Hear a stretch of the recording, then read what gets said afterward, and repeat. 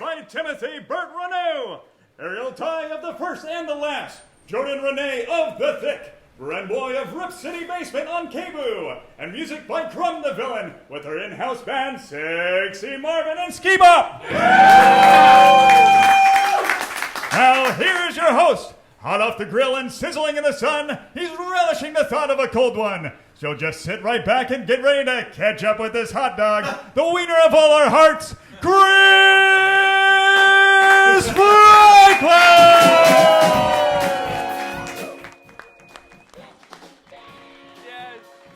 Yes.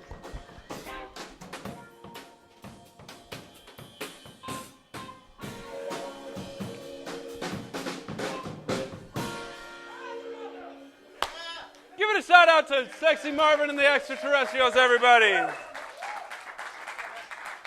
Ski Bop, I love you on that guitar.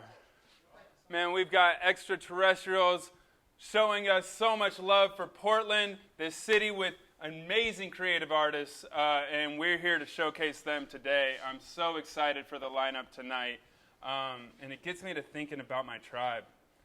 You know, like there's so much that connects us outside of family and genetics and bloodstreams, and sometimes I meet people and I feel like we've met each other in a different lifetime, and that's been most prevalent here in Portland is I have these short interactions with creative individuals and I feel connected, and it's a lot of the reason we started this show, a lot of the reason we continue to do so. This is episode 23 and we continue to grow. Give a hand for that. So I'm excited to get this started. Thank you for everybody here in the studio audience. Round of applause for you guys. For everybody at home on the live stream, welcome. This is a showcase of our creative entrepreneurs, musicians, artists, comedians, and community-minded people. And I'm so happy to have you here and excited to bring out my first guest. We've got a celloist, people, a celloist, and it's going to be an awesome performance. Timothy, come on out.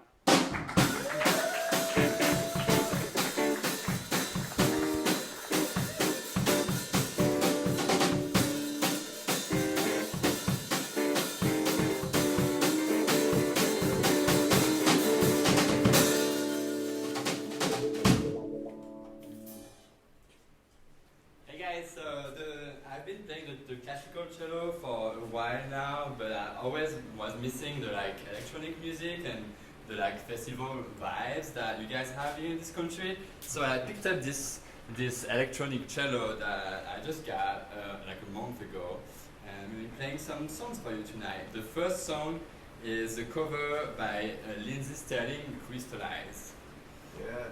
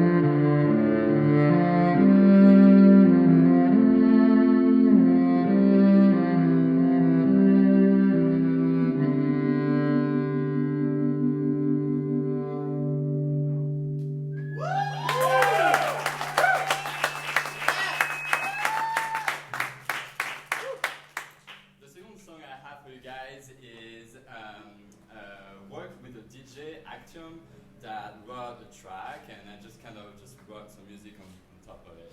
I hope you enjoy it.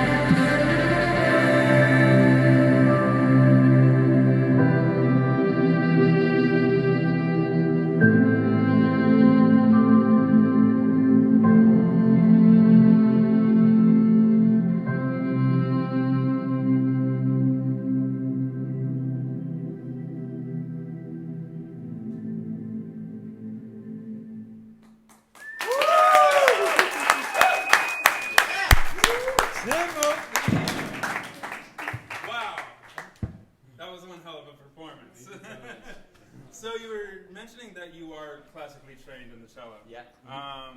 this isn't a classical cello. Yeah, it's totally different. It's got one more string. It's got 5 strings. So there is the violin E string. And the cool thing is that finally you can like stand up and play the cello, right? Because like, you know, we always have to sit down and make it proper, you know, and it has to be, but I think the cello is like such a beautiful sound and deep tone, and I think we need to be able to, you know, stand up and move around, and the electronic music has been always like deep in my heart. So finally I'm kind of, you know, blossoming into that new thing here. Absolutely, so. And I've noticed on your Instagram page, you found particular freedom with this electronic cello. I've seen you on top of mountains, by rivers and lakes. Yeah. You take it out into the outdoors. Yeah. Where I imagine you find whole new landscapes for your music. Yes. Yeah, it's amazing. I mean, you know, just being able to go in nature and feel like you can play music there and you can express, you know, in the most natural setup, it's really the best experience for me. So yeah, just put it on my back, you know, and just kind of bring it places, and yeah, it's really fun. Yeah. Awesome. That was such a beautiful performance. For my audience here and my audience at home, how can they get in touch with you through social media? Social media, yeah, Instagram, Facebook, yeah. Yes. What's your screen name on Instagram? Instagram is Tim Berte Renou, so Bertere. So, yeah, find me on Instagram. Awesome. Give your hands up for Timothy. Great performance, man. Marvin, take it away.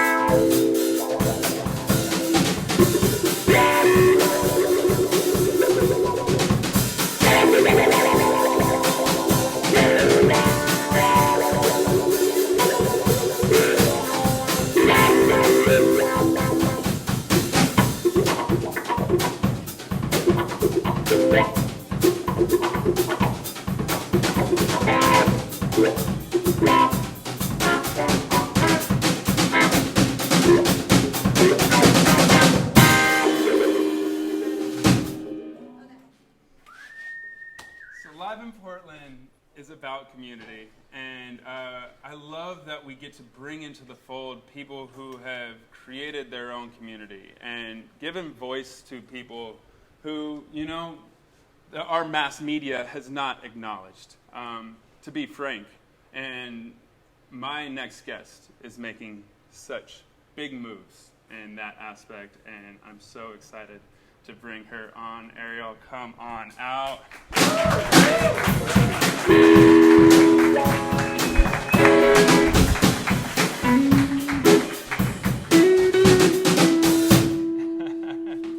Ariel, the first to the last.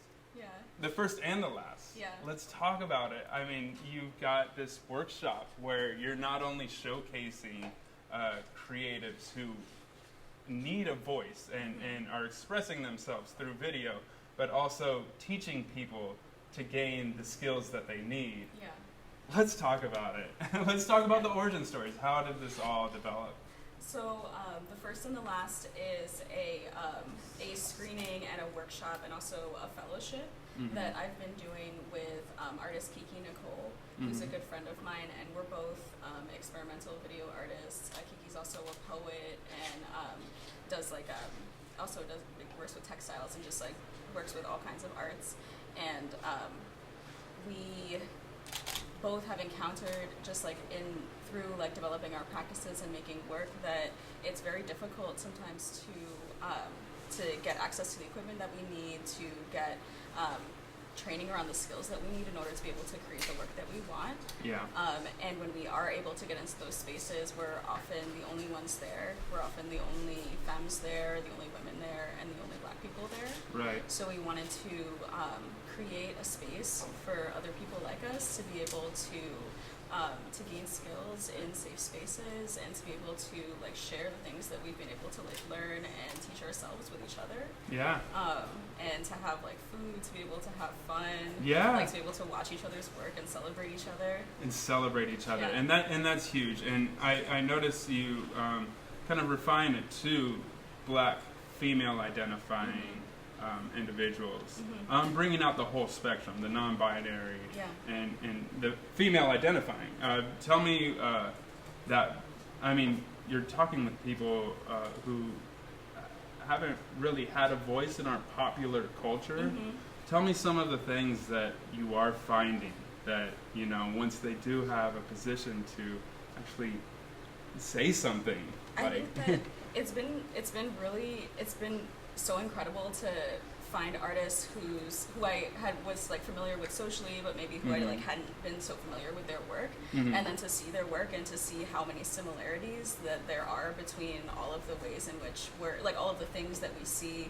If like people are drawing from like you know, like music videos or like television shows that they see or like songs, that there's so much overlap, that there's so many things that like all speak to us. Right. And that's been really incredible. I remember we had one event where we brought this artist, Jay Dodd, who is based in Boston, and they do these incredible pieces where they, because they used to be a dancer, and so they put music over, they like chop and screw music videos and pieces, and it was like a full audience, and you could just like hear other Black femmes in the audience just like watching it and being like, yes, get it, and like just like totally like falling out over like the things that they had done, and just like seeing like all of this like, I don't know, just like the ways in which people are able to like see themselves in other people's work. Totally. Has been really beautiful. Because you're identifying from a very source.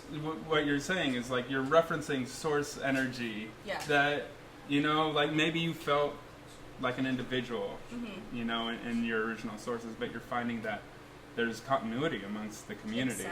Exactly. Yeah, that's awesome. You have a showcase coming up. Let's talk about that. Yeah, we're basically doing like a 2-week festival. So on Friday, we're screening work from Kalima Abioto. She's going to be screening Sight and Black Genius at PCC Paragon Gallery. And then on Saturday and Sunday, we're going to be doing events with Jaleesa Johnston, who is a video artist and a performance artist, and she's going to be screening some of her work and the work of a Black animator named Diana Jackson. We're collaborating with Sharita Town and Lisa Bates, who run the Black Life Experiential Research Group, or BLIRG. And they're based in Alberta Abbey, so they're going to be hosting us for those 2 events on Saturday and Sunday. And then next weekend, on Friday, we're bringing an artist named Wizard Apprentice up, and she does these beautiful sound performances that are paired with projections, and then she's going to do a workshop with us afterwards that she calls a shadow work workshop, where she teaches, where she's going to teach us how to work with some of our more difficult emotions like jealousy, anger, fear, and how to channel that into your practice and make it productive. And turn it into creative energy. So I'm really excited about that. And all of our workshops are free, and they're all going to be catered by Platano Rising, who's an incredible Afro-Dominican caterer at Harlan Frank. Awesome. I'm excited about it all. And tell me about some of the ethos, like for some of the people who are joining for the first time. Like, how do you encourage them to feel comfortable in this space? I think that the biggest thing for us is that like we don't want anybody to feel like they're not like they don't have enough of like a professional background, or that like they haven't been doing it for long enough, or that they don't have enough skills to be able to like come and like learn and ask questions. Like we want it to be like a completely like all entry level space. Because I think that something that has kept me and has also kept Kiki out of like a lot of spaces in the past has been feeling like we weren't welcome because we didn't know enough, or because we couldn't like, you know, like talk about tech like in the same way that other people could. So we really want to create a space where that's absent. And so how long has this been developing? How long have you been putting on programs? I've been here for about 5 years, and I did a program 4 years ago that was similar, also celebrating Black women film. So we did, I don't know if anybody's familiar with the opera Carmen, but we did 4 films. Yes. Yes. So we did the 4 film adaptations of the opera Carmen that star Black women. Yeah. So Carmen Jones, Carmen the hip opera, Carmen Gay, which is a Senegalese film, and then You Carmen, which is a South African film. Wow. And then we hosted discussions afterwards where Black femmes and Black women could come and talk about, like, I feel like that particular piece has so many feelings around, like, brings up so many feelings around desirability, respectability, politics, like violence against women, and so we all like, you know, sort of like talked about all the feelings that those films brought up. Right. And then we also had we also commissioned performers to do pieces that were inspired by each of the films. So we had 4 performers for 4 films, and they each created work, and that's actually how I started working with Kiki. Kiki was one of the performers who developed work around one of the films. That's beautiful. Yeah. That's beautiful. Let's talk about the titling of this all, the first to the last. Where did you get that title? So it's so Daughters of the Dust is a film directed by Julie Dash, and it was the first film directed by a Black woman to be to receive a major release. And it's a quote from that film. It's about the movie's about the Gullah people. It's about a Gullah family that is considering moving north during the Great Migration. And the matriarch of the family, Nana Pazant, she gives this speech at the climax of the film, and she talks about how Black women have always been here, and just because we haven't been seen doesn't mean we haven't been here. Right. That we're everything. Yeah. So we're the first and the last, the honored and the scorned, barren, but many are my daughters, and just like thinking about like all the different like multiplicities that Black women encompass. Right. And that film has been really important to me. Yeah. And I think that that's sort of like a crux of it, is like thinking about just being able to think about like the experience of Black womanhood and Black femininity from so many different valence points. Right. And just trying to be as open as possible to like seeing and honoring all of them. Yeah, and I could say, you know, as an American in our educational system, there is a huge gap. Yeah. When it comes to understanding all, you know, the highs and the lows of Black female experience, not only here in America but Africa, like where it all originated. And you're doing big things to, you know, establish a presence for it. I hope so. Yeah. Tell me about the Portland community and how that's worked. Have you found, you know, room in the Portland community? Do you feel comfortable here? I feel good about it. I mean, like, I think that I've just like learned so much since I've moved here. I moved here from New York, and this is just a very different community, but it's a really beautiful community, and the way that people build community here has been really generative to just like observe and to learn, and I feel like this is just like kind of like an offering to just like create these spaces and just see who comes. And we've gotten really good feedback from people who come. They're just like, oh, I never thought about it this way, or like I was able to like learn a lot, or just like just being. It's been good. Yes. Yeah. And you're creating the space of, you know, creative expression. Do you feel like you are on the verge of maybe a film festival? Or I would love to do something like that. I don't want to push anything on you, but like if I was to say anything, like that would be beautiful. I mean, that would be the big dream. That would be the big dream, because like, I mean, so many of the artists that we're working with are local artists. And just like watching them work, I'm just like, this work is so fucking incredible. Like, I would love to see it on the big screen. I'm sure you're getting tons of energy from your community, and it's so beautiful to be in the presence of someone who's cultivating community in such a way. And Kiki, we have to have her on at some time.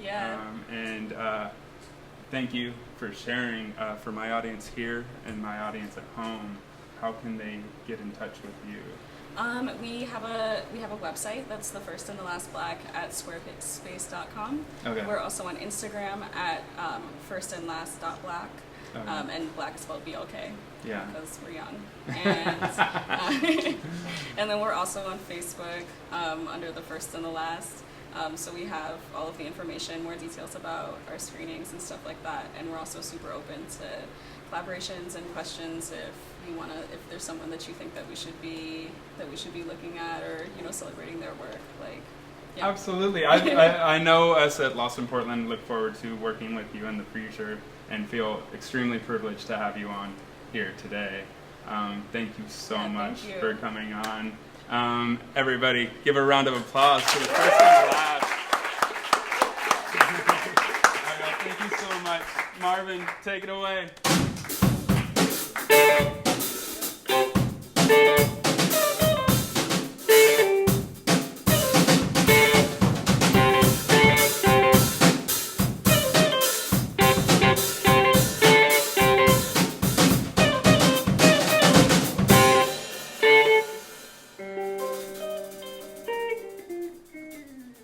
Marvin, I'm interested to talk about your weekend.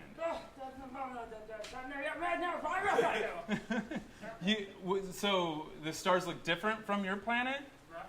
Yeah, you're from where? Andromeda. Andromeda. Okay, so you've got multiple signs and nebulas.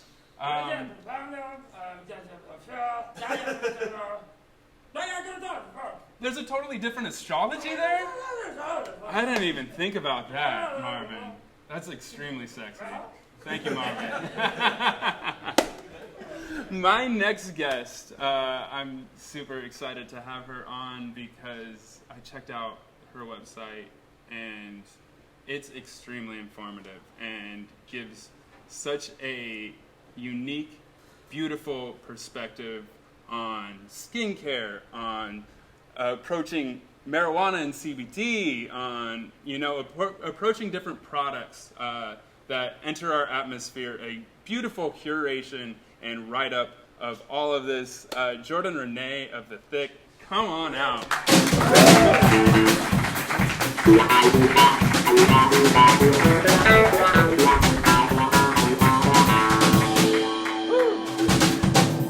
Welcome, Jordan. Hi, how's it going? It's going well. Let's talk about it. Let's talk. The Thick. Yep. Where'd you get? THICC. Is that an acronym? No, It's about thickness. I just like how it's spelled. It was different. Let's talk about the development of it. How long have you guys been producing writing work? So our first issue dropped April 30th of 2018, and we've dropped an issue every week since then. Yeah. Which is a lot. Yeah. But my friend and I run it with a girl who's based out of New York. Her name's Jane. Yeah. And we got tired of just seeing the lifestyle world, just seeing like straight, white, rich, blonde women. Yeah. And when other people live and want all of the same information too, just don't have the access to like very expensive, $400 skincare concoctions and stuff like that. I can go to Rite Aid and get the same thing for $8 and get on Amazon a whole lot quicker. Right. So, right. But just sharing that, I think. Yeah. Definitely important. And you've had a history in writing, Mm-hmm. right? Mm-hmm. You got your degree in writing, or? So my day job is I'm a copywriter at an ad agency. Okay. Now. Okay. So yes, I write every day.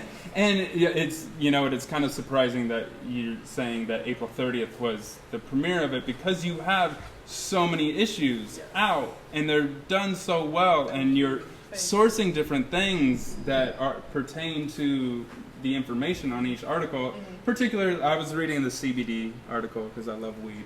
And so you have a great article on the common uses of CBD as it pertains to femininity, like the menstrual cycle and the different values that it brings to like anti-inflammatory and all that. But you also, I noticed you have a list of Black-owned or minority-owned dispensaries here in Portland. Yes. And then a reference to other articles that you could check out. Yeah. Tell me about the research process. So every week it's a different issue. Yeah. So we really think carefully about what Jane and I talk about just as friends and in our group chat. So, sometimes it'll be about skincare, sometimes it'll be about anxiety, and then other times, it'll be about weed. Yeah. And with the weed one, I think what we really wanted to really focus on, number one, is yes, women smoke weed too, and I think it's such a stoner culture is just totally so, evil. When I don't just smoke CBD, I smoke weed. I like to get high. Right. I like to get I could probably blow down more backwoods all day. You know what I'm saying? Well, let's catch up after this for sure. That's one. But we really want each issue to come from a point of view of something that you wouldn't normally get. So when talking about weed, we want to make sure that we're talking about Black-owned businesses because the marijuana business is so white when there are so many brown and Black bodies in jail for it. Right. You know what I'm saying? So we really wanted to bring light to businesses that are run by those people who you don't normally see. You normally see some rich old white woman with gray hair. You see, what was that Kathy Bates show on Netflix? Did you see that? You know what I'm saying? Disjointed. Yes. Thank you. Thank you, Ski Bob. Phantom of the Opera. Yes. That's my bad. So what you have really going for you, and the reason you're able to address these articles in such a broad spectrum is you have perspective. Yes. And it's coming from perspective, Yes. and you're staying true to that. Tell me about the voice and the freedoms you've gained while, this is a creative art, and through writing you produce art. A lot. So I think the biggest thing was showing bodies that you would not normally see in a lifestyle kind of website space, and so that's why it's called The Thick. It's showing between two plus size women, not to shade any of our straight size people out there, but y'all get a lot of shit. So but then and then as far as the voice goes, it's really just it's really supposed to be you talking to your friends in a group chat. So you're gonna talk shit, you're gonna throw shade, and you're gonna send links and memes, and that's what we're all about. You are kicking it with your homies who look like you and care about the same things. Right. So. Right. And you've got kind of a dual coast perspective right now. Yes. So you've got you in Portland and your partner in New York. Yes, Jane is based out of Brooklyn. I am here in Portland. Yeah. Tell me about that perspective, bringing those two perspectives together. I mean, we've been friends for a long time. Jane and I met through Twitter, just through basketball Twitter, years ago. And so, it was literally just one day us, and we would send clothes back and forth. So I'm 5'11". Mm-hmm. Jane is 5'2". Okay. 5'3", but she's a curvy girl. We wear the same sizes. Yeah. Bodies are crazy. Right. So I would send her stuff that didn't fit me. She would send me stuff that didn't fit her, and that's kind of where the idea for The Thick really started. Yeah. And so it's great. And I'm not from Portland.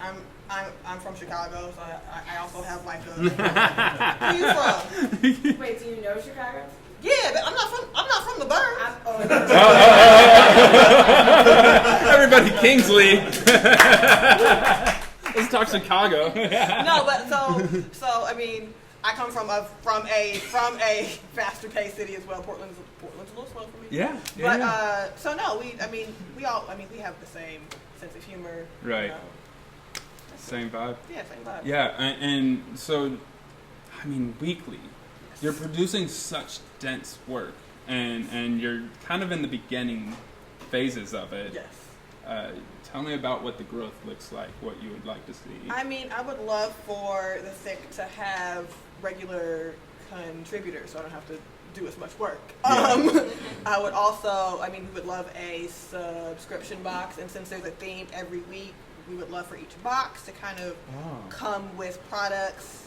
if anyone wants to send us some shit, come Yeah, find me. we can find you some people. But each box would relate to a different issue every week. Like, I mean, we have a lot of video content, we have a lot of plans, and hopefully, some money to do it. So I notice your web content. You do photo shoots, and this is basically a full magazine, digital style. Do we have sites on actual publication? I mean, for the thick? I don't know. I mean, I've always thought about maybe a nice coffee table book because everybody really enjoys the photography, and I think it'd be really great to just see such a range of bodies and a range of, women and a range of, races really all in one book compiled, and they're out there showing as much skin as, some woman on some size 0 woman on, a runway, and and it's all beautiful, like rolls and chafing and all that stuff. Keep it real. Yes, it's it is real life. Yes, exactly. Exactly that.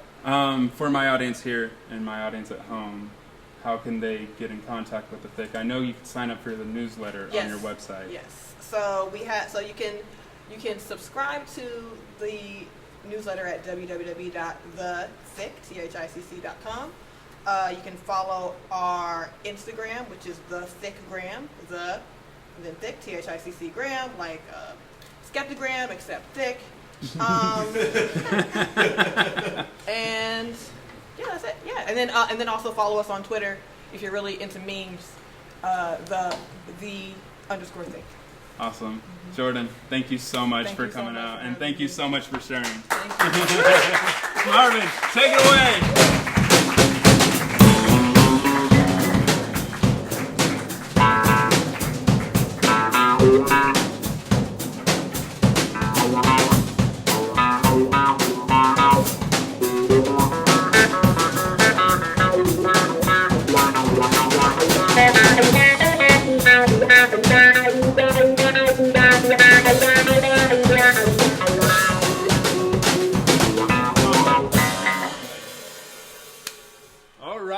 My next guest, we're just going to keep it rolling. My next guest, he's actually a Live in Portland alumni.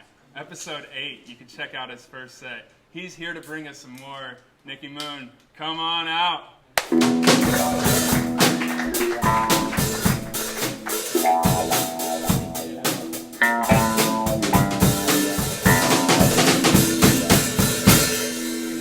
Thank you guys. Wow. This is great, actually. I love this show so much. Give it up for Lost in Portland, everyone. Yeah, very nice. Give it up to all the other people that you saw before me. All talented, all extremely more talented than I am. Man, see that fucking celloist? Man, it was beautiful music, and I was most envious of his forearms.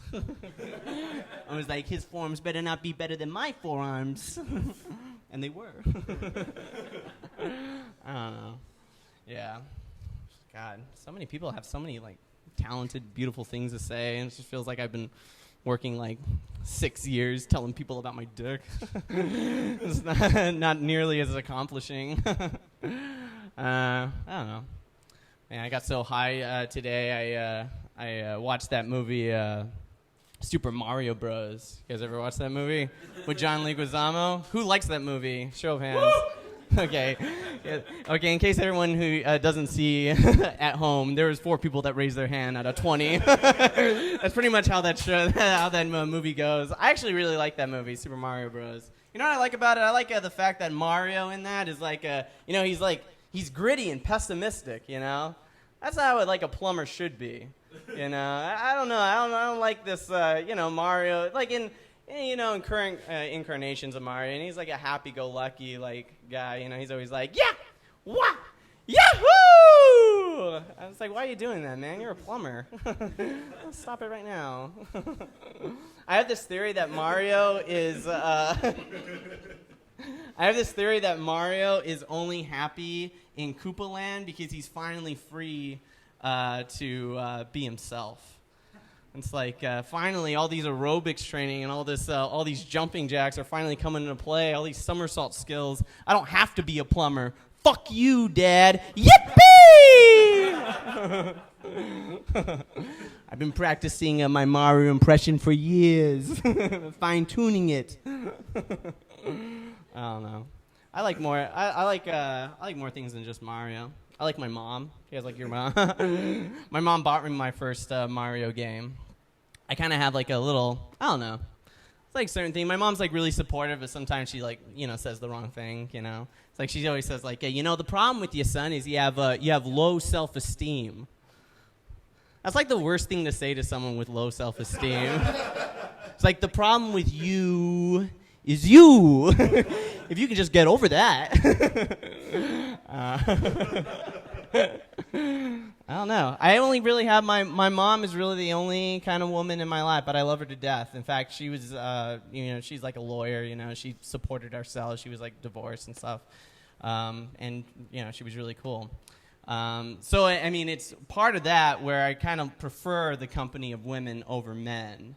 Not to say that I don't, like hang out with men, but sometimes men, can be a little aggressive, even just in conversations, I was talking to this one guy the other day, and he was like, you can't be creepy to women. Not in this political climate. Not in this political climate. What does that have to do with anything, man? Not in this political climate. He's still trying to find logic. He's trying to find some sort of loophole to his with his twisted logic. He's like, in a different political climate, I feel like my actions would be tolerable, if not outright acceptable. I feel like I'm not a bad guy. It's all a matter of perspective, really. I feel like if the world bended to my will, we wouldn't even be having this conversation, Your Honor. Your Honor.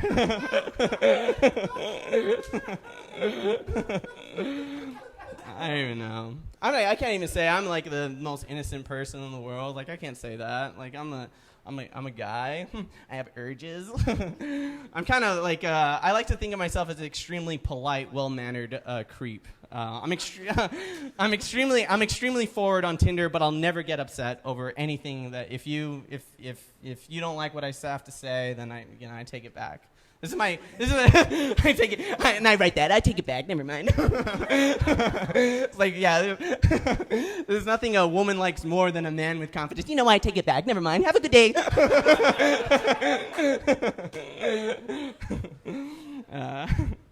I don't know. I feel like a lot of my my sexual experiences, I don't know. I feel like they just kind of started way too early as a kid. Like when I was 13 years old, I broke my father's computer with one single AOL chat room message. My username was Brett Favre 69.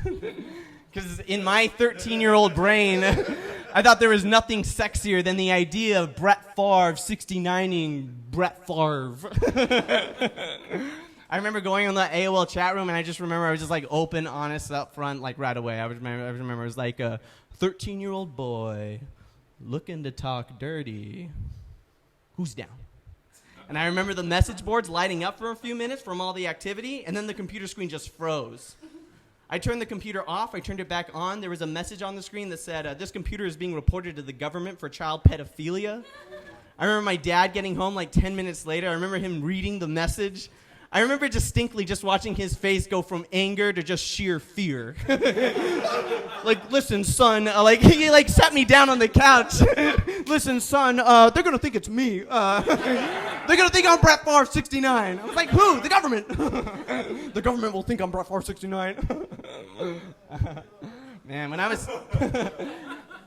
was 16 years old, I have two fathers in my life. I have my real father and my stepfather, who's another great person. But my stepfather, actually, when I was 16 years old, actually caught me masturbating, which I wouldn't have minded so much if he caught me masturbating like a normal way. Like if I had to do it all over again, I would not masturbate. I would just do it differently. My stepdad caught me humping a pillow, naked, on a school night. That's what he said. He opened the door. He's like, on a school night, you're supposed to be doing your homework. My stepdad's from New Jersey. Not really, but I liked it. I was like, said, and you know what? The most embarrassing thing about it wasn't even just like one pillow. Like I brought in several other pillows from around the house. I placed them up around me just so that they could watch what I was doing to that first pillow. I was like, get out of my temple, Richard. You're not even my real father. A real father can watch. Root me on like you're drunk at a soccer game. Oh, that's kind of gross. That's my baby boy over there. I don't know. Drunk beside a soccer game. You know what the thing was? Is when he caught me, I was like so incredibly like distraught. I was so incredibly he caught me and it destroyed me. Like I remember I was crying. I was crying in front of my stepdad, and I remember my stepdad. He was so cool about it. You know, he's such a warm, accepting person. I remember he sat me down in like the backyard patio, and he was like, he brought out some lemonade. You need some lemonade? But I remember he was like, listen, Nicholas, there's nothing to be ashamed about, because literally, everybody masturbates. Everybody. And then he just like kind of looked both ways, and he was like, well, maybe, yeah, you know what, maybe not in that specific way. I've actually never seen anything like that before. I think he was most upset with like, I brought in like the high price pillows. Like, you could have just used your own pillows.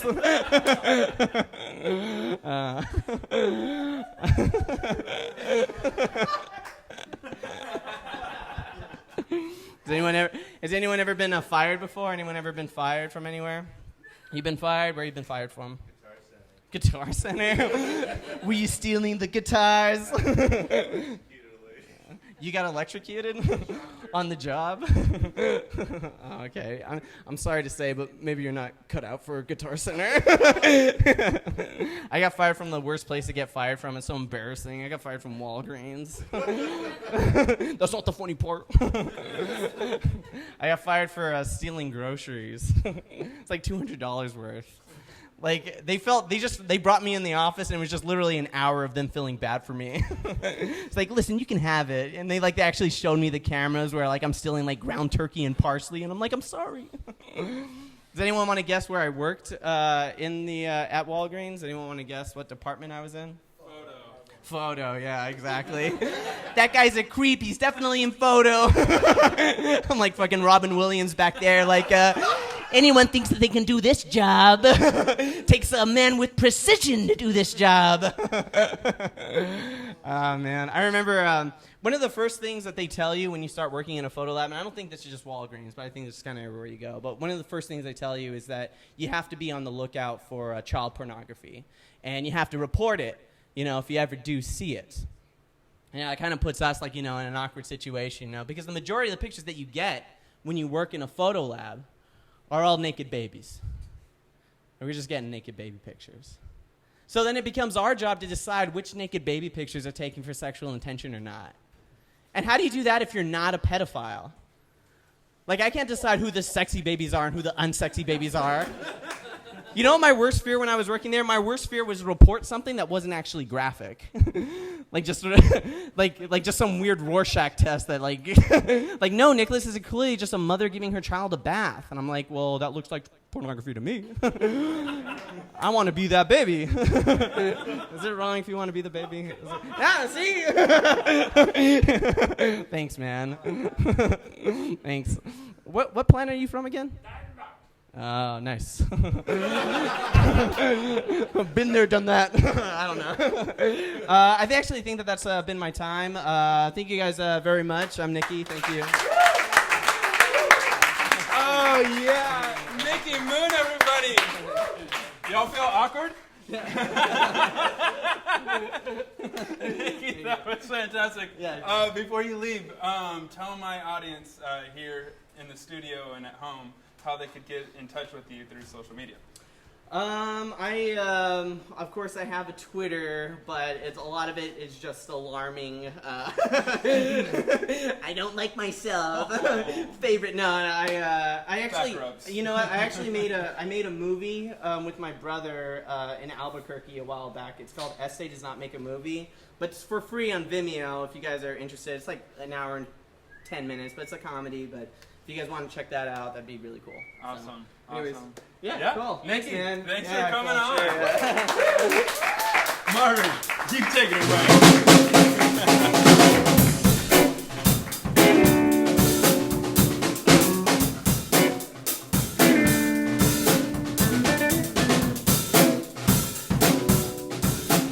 My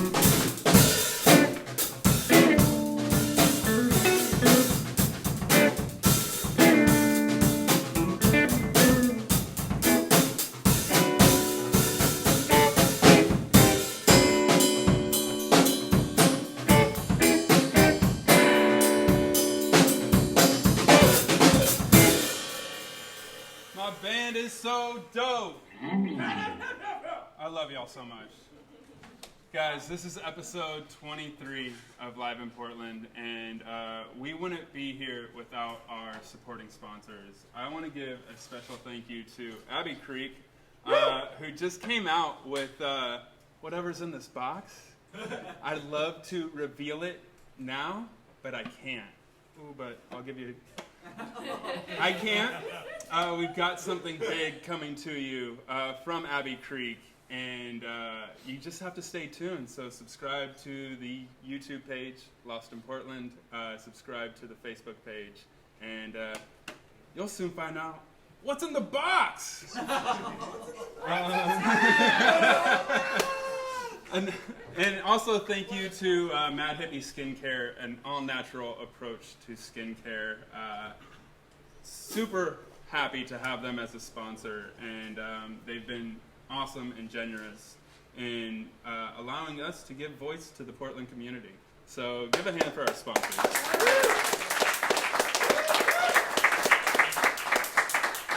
And on the note of community, my next guest, he does so much, and we're gonna just have to try to fill in this time. I could spend an hour talking to him. Such an awesome, beautiful soul. He's got so much to tell you. Bren, let's just get this started. Come on out.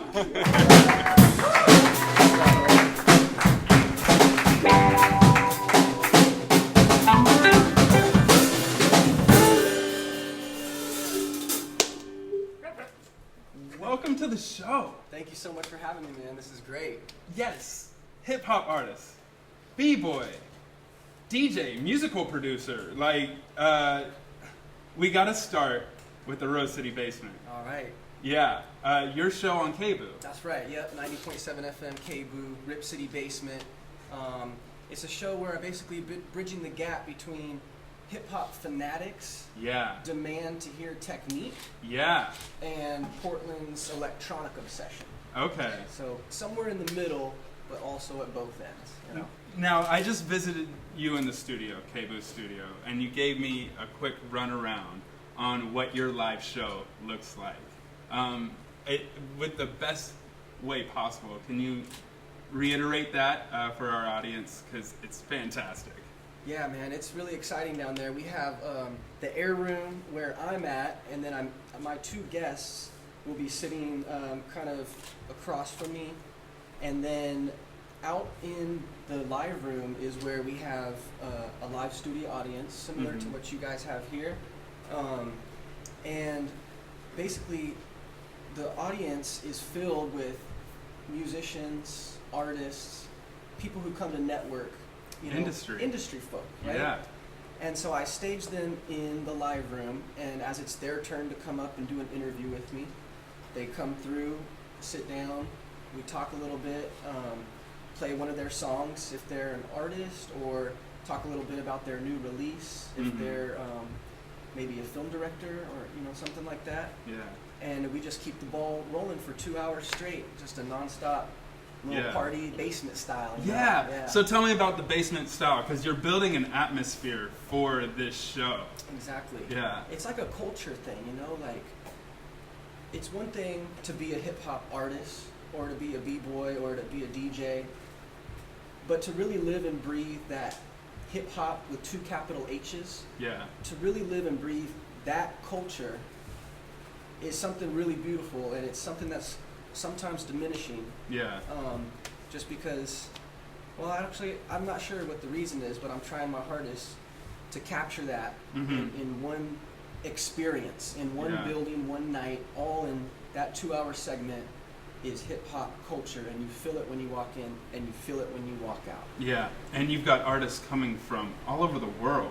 All over the place, man. Yeah. Tell me about that experience interacting with hip-hop and electronic artists from all over the world. Yeah, originally I was just interviewing people who were from the Northwest, and then I started interviewing people who were traveling through the Northwest. And think about this.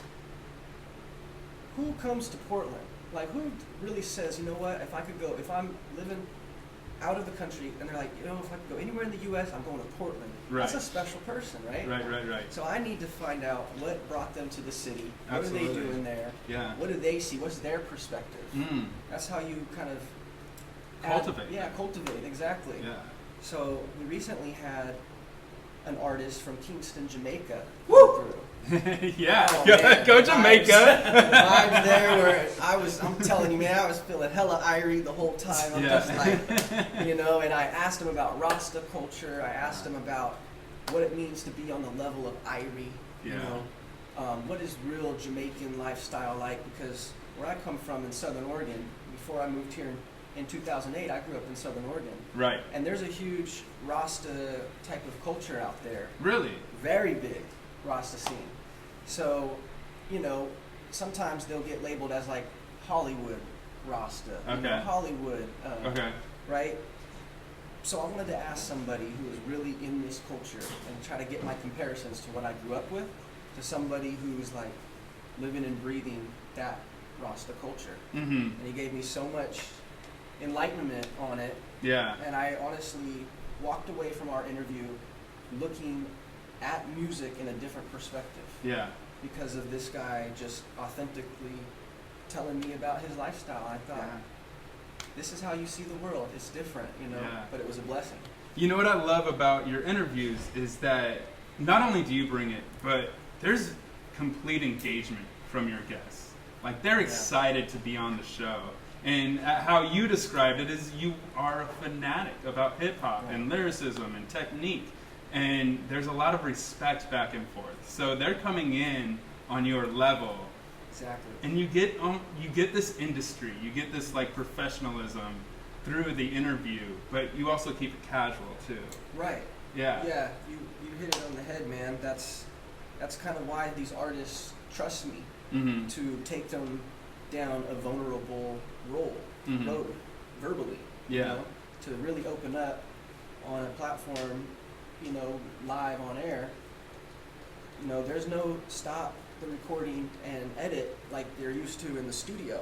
So if they say something or if they are rapping and they said it. Yeah. It happened, right? Yeah. So to get them to really open up and be themselves, I have to develop some sort of trust, and being that I'm a lyricist and bar for bar, that's what I do. They can look at me almost as like, oh yeah, he knows what's up. Yeah. Versus like, oh, he's a suit who's trying to work an angle. Right. So you're part of the community. Part of the community, man. Just I'm in their seat sometimes, and I'm in my seat other nights. And talking about that, you've got a show coming up. I do. Yeah. Let's talk about that. Tomorrow night at the Wonder Ballroom, I'll be opening up for Snow the Product. She is an amazing lyricist. I just got off the phone with her earlier today. We talked for about 15 minutes, and she was telling me how excited she is to be in Portland because the interaction of the crowd, like people really love her here. When they see her, it's just so they're very close, just tickets away from selling out. Yeah. And I get to open for her. Yeah. These fans adore her, right? Yeah. And I feel really lucky to be able to step on that stage, but I also feel like I belong there. Right. It's not through a lack of hard work. Like you've been developing your craft for some time, and I'm excited. I don't usually have interview guests that also perform, so this is a great opportunity. Audience here, audience live, we're gonna have you perform a single from your album. Yeah, let's do it. Yeah. You ready? I'm down. All right, let's get this going. Yeah.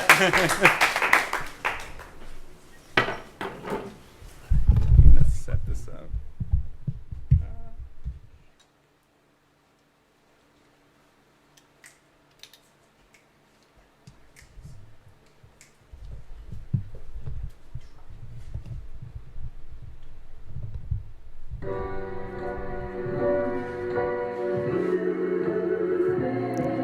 Yo,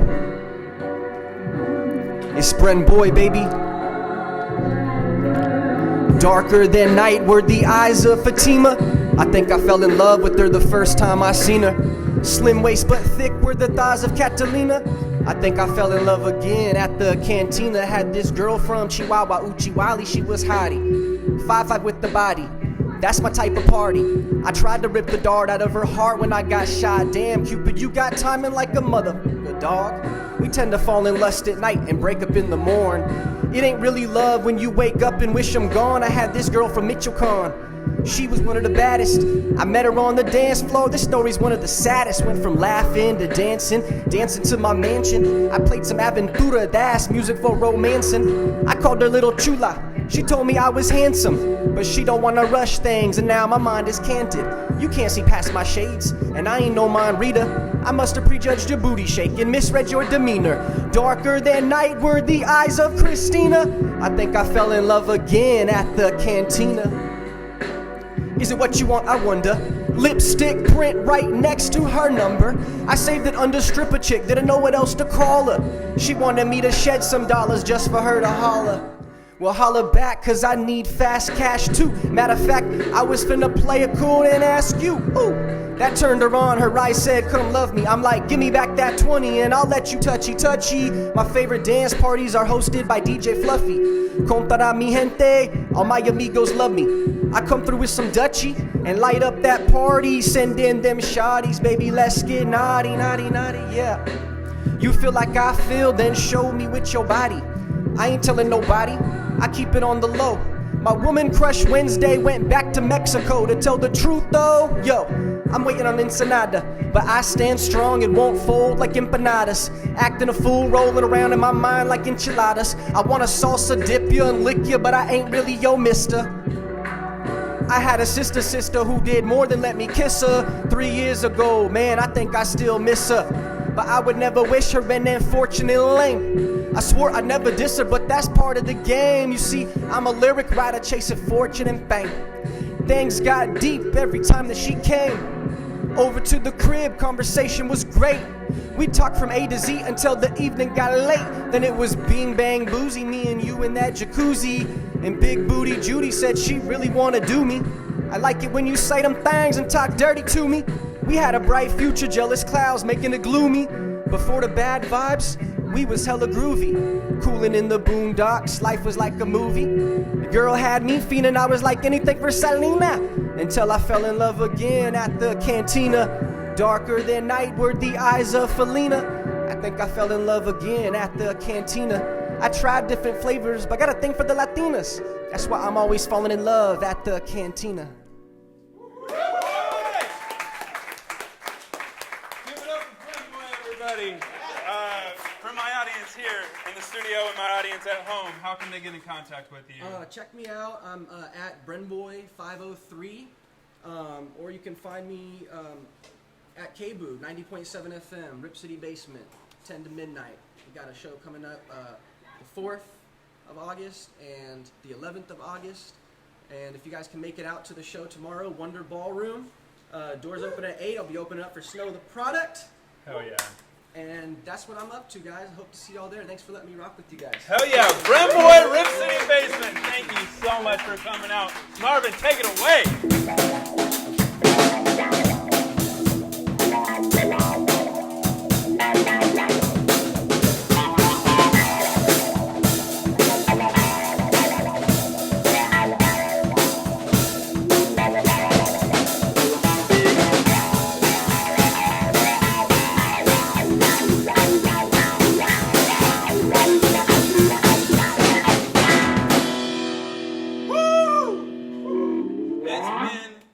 Incredible show tonight. I'm in love with our community here in Portland. We have so much to bring to the table, and I'm excited we have the privilege to do that for you here on Live in Portland. The show's not over. My next guest, man, I've been jamming out to his albums all week. I just love his music. Crumb the Villain, come on out.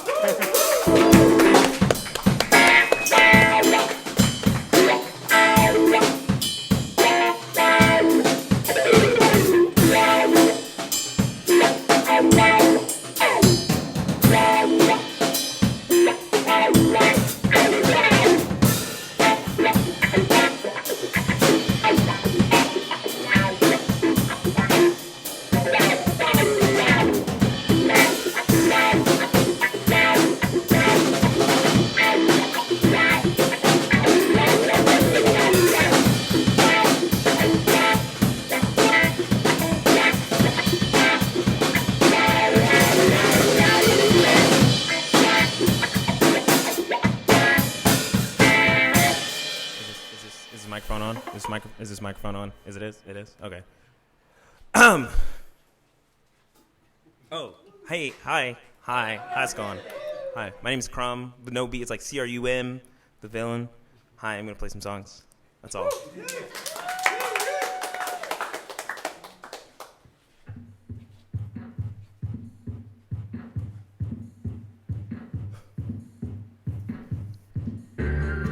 Nice time to go to the movies. Speech slurred, kind of confusing. Blue pill makes you gross like bodies. Run fingers round your neck. Torn up bill, so gross, so naughty. Right, breathe between those sweats as the credits roll. Whose spit made this rope so gaudy? Drip clean beneath your gold. Same shit ain't gon' get nobody. You need to slow your roll. Red lights cause they want us to dance. I only really wanna hold your hand. Chop wood like an American man. Freedom never really had no chances. The credits roll. As the credits roll.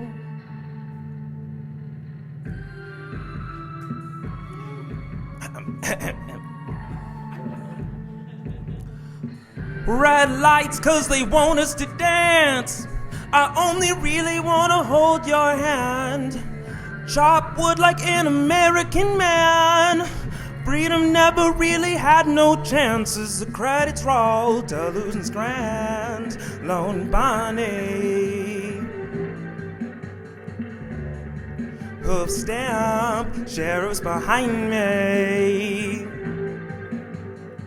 The ticket stub in my pocket is down, but the cure for boredom ain't a night on the town. I mean, maybe something when the sun comes around. Empty wallet headache after too many rounds.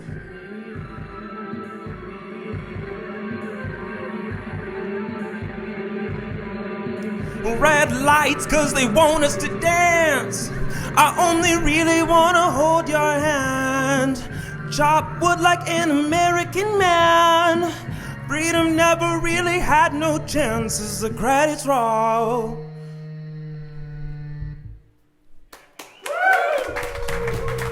Hello. I'm gonna adjust this mic.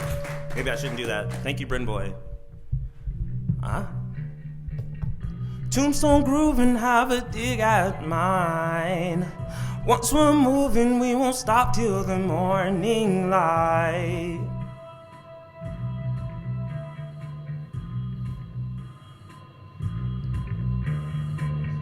Cruising, boosting, silence overrides.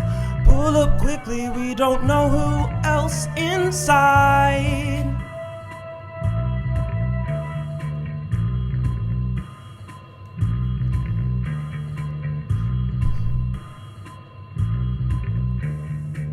Clap, clap for the ones they brought to standing. Go sick, don't give it to me. They gasp at the sound, he's so demanding. Gonna get this shit I need. Try a little tenderness about emptiness. It ain't sink or swim, you run out of air, but don't know it yet. It's your funeral, but you wanna dance.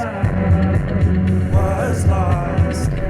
It's more than left me shaking. It's more than left an imprint. What love was lost. It's more than left me shaking. It's more than left an imprint on me. So what's love in a motel restroom?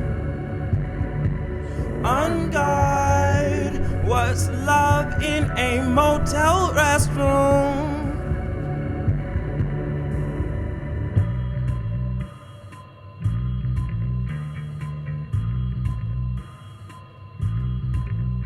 I see the main man, and that's the fact. Got a real nice stash, drives a Cadillac.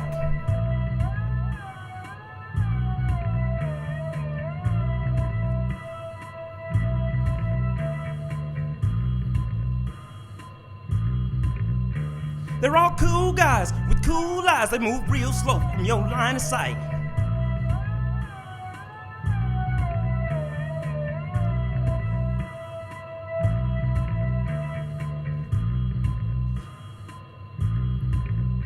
Alright, alright, got a cosmonite. Money hard to find, but we got the mind. But we got the mind.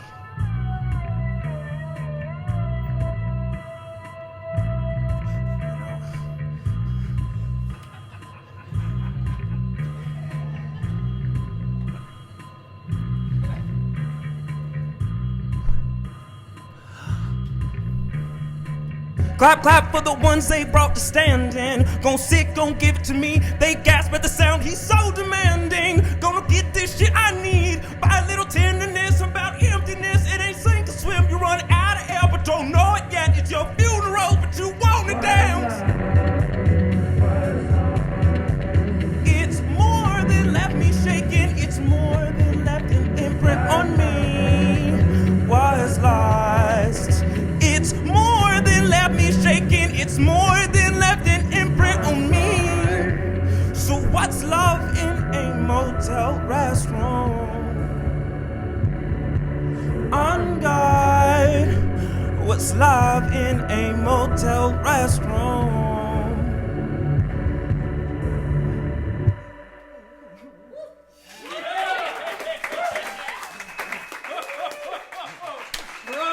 I gotta do my Super Bowl dance. That was so dope. Crumb, tell me about the origins of your sounds. Huh? Where'd you come up with your you are so uniquely different than most artists I've ever interacted with. So well, see, I made music, right? And then people were like, I was like, we should record more music. And everyone was just like, no, we're not ready yet. And so I taught myself to record music. And so a lot of the sounds come from the fact that, I had to teach myself. Yeah. And so, it's all, I produce a lot of it. I actually have a guy, shout out to Aaron, is there a camera? Yeah, right here. Shout out to Aaron Simmons. He's the guy who produced half the other record. He does a lot of the paperwork. So he's NLP on a lot of the records. That's what he's credited as. But he's the guy who does the real heavy lifting. I just write the words. Yeah. But he's a real part of this organization. So not only do you produce your music, but you're an extraordinary graphic artist. Thank you. I was letting out weird. Shout out to Basecamp. Tell me about your artwork, the development of your abstract. It's the same story, man. I grew up, I always liked comic books. I like reading comics. I've been making them since I was in elementary school. I had my first, serial comic. We put out a comic every week when I was in 5th grade, and I had, 2 other dudes. And, at the end of the year, I paid them, $1.25, all these issues we'd put out. You'd, print them, you'd make, color one. I had a colorist when I was, in 5th grade. That's all I was making art. Okay. But then I got older, and, I didn't really make, fine art because I've been making comics for so long. But, I didn't really want to make comics. So I just started making whatever I wanted. And I just never stopped doing that. Yeah. So. And it's super dope. You could find it on your Instagram page. That's true. Let my audience here in the studio and at home know where they can find you on social media. Primarily on Instagram. All my music is on Spotify, but they're under the same thing. It's Crum the Villain, CRUM the Villain. You should know how to spell that last part. But it's on Instagram and Spotify under the same thing. Yeah. And you dropped 2 albums this year. Yes, the first one was something that I produced. It's called A Simple Story, and it's all acoustic guitar. Well, it's not all acoustic guitar, but it's like a folky album. And the second one was called Interesting to Someone, and that's an album that both Aaron and I produced. Yeah. Everybody, give it up for Crumb. I gotta keep you on stage for this because Crumb, you're so confirming to the artistry that exists in Portland. This is episode 23. This is our Jordan episode. This is our Jordan episode 23. We just keep on growing. It just keeps on getting better. And I'm so happy that all of you are here to witness. Everybody at home, I'm super grateful for everything. Subscribe, get involved. Get in the comments thread. Make sure to follow Crumb and all the artists that you ever see. Marvin, you ready to celebrate?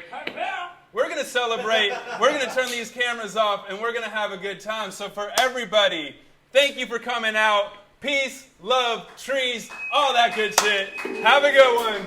Peace.